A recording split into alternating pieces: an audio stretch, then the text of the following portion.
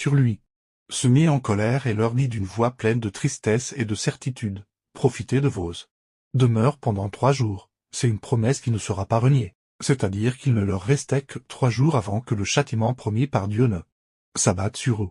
Le premier jour, les gens se réveillèrent et constatèrent que leurs visages étaient devenus jaunes. Ils tremblèrent. Mais ils l'ignorèrent et dirent, ce n'était qu'une illusion. Le deuxième jour, leurs visages devinrent rouges et le sol se mit à trembler légèrement, mais ils persistèrent.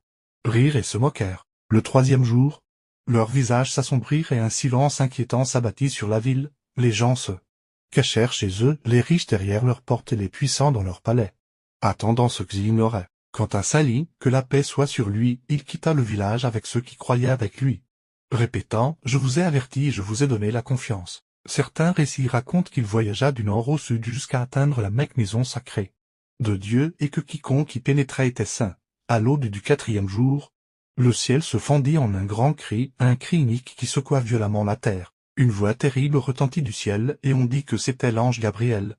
Que la paix soit sur lui. Tout le peuple périt en un instant, prosterné dans ses maisons.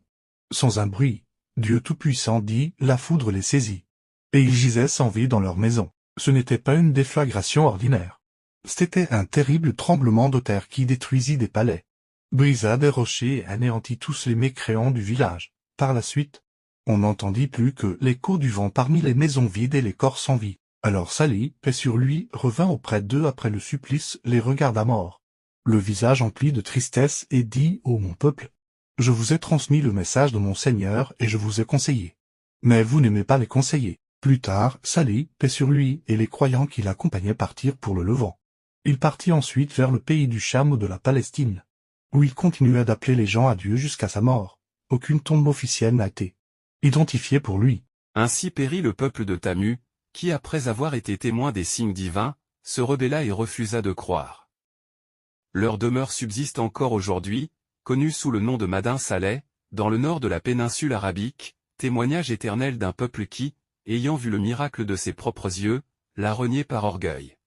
Le prophète Muhammad, paix et bénédiction sur lui, passa par ce lieu sur le chemin de Tabuk, et lorsqu'il le vit, il dit à ses compagnons, « N'entrez pas dans les demeures de ceux qui ont été injustes envers eux-mêmes, sauf en pleurant, de peur que vous ne soyez atteints par le même châtiment qu'eux. » Il leur interdit également de boire de leur puits ou d'utiliser leur eau, sauf pour pétrir la pâte, qu'ils devaient ensuite jeter. Et Dieu Tout-Puissant dit encore, « Voilà donc leur maison, dévastée à cause de leurs méfaits. » Il y a là un signe pour des gens qui savent. Ainsi, Madin Saleh demeure un signe durable et une leçon éternelle pour quiconque renie les messagers de Dieu et sème